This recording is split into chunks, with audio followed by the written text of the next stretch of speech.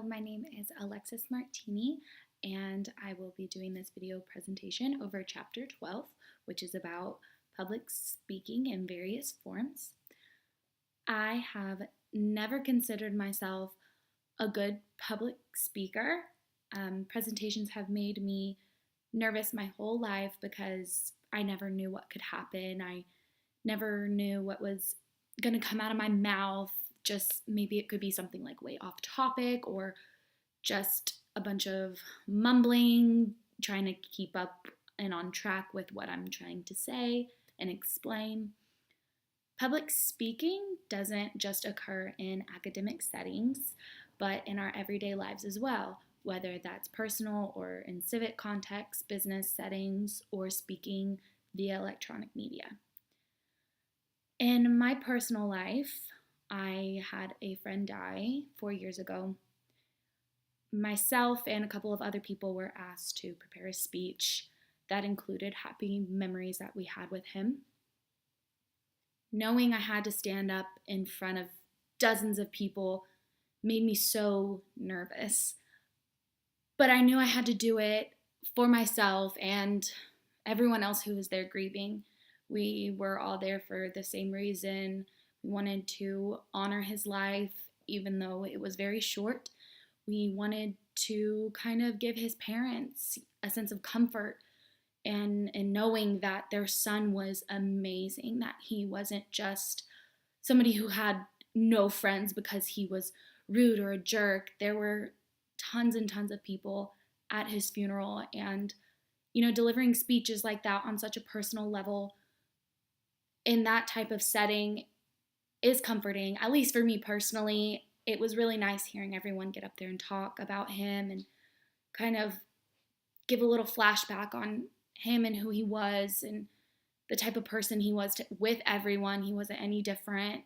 He was never the type of person to act one way towards this person, act completely different towards someone else. And I think that really was brought to light when everyone was giving these speeches. So basically, we had to prepare a eulogy. A eulogy is a speech honoring a person who's died. The emotions that you feel when you lose someone you love is difficult to put into words. I started off by talking about my last day with him.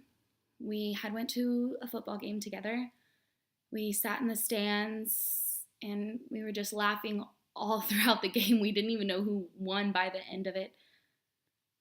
Not knowing it's your last goodbye, you don't ever really think about it, but after you find out it was the last time, you start replaying it in your head and wondering what you could have said or done that could have prevented the outcome. I mean, I know I was replaying everything in my head that I had went through with him before he had died, and I was just like, wow, maybe if I could have just kept him there like 1 second longer or just said different things, or maybe if we wouldn't have even went to the football game and had done something entirely different, maybe it could have been prevented, maybe it could have changed. I'm definitely that kind of person who wants to think about,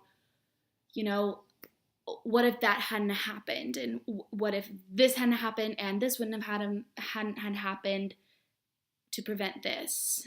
It's hard to think about, but it's easy to think about at the same time in the terms that, because I knew deep down, when a person is going to die, that you just can't really prevent something like that from happening, even if you had just said one thing slightly differently.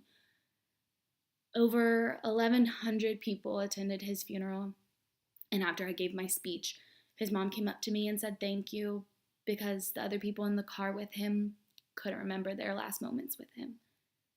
Even though I was filled with emotions and nervousness, the story came to me so naturally that it felt like I was just having a conversation in a room full of friends. Even the hardest speeches aren't impossible. They just feel that way, especially a eulogy.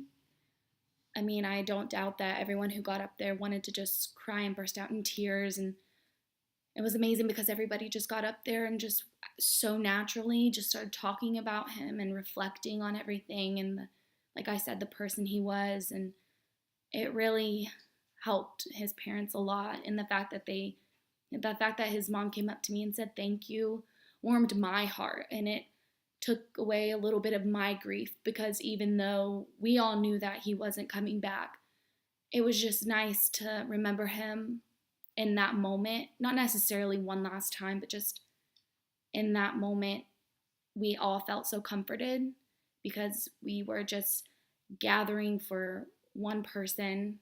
And remembering him wasn't hard because his impression on everybody was so positive, so outgoing, so beautiful, that I know those are the reasons why it was so easy for everyone to talk about him, because he was just an all around really amazing person. Thank you.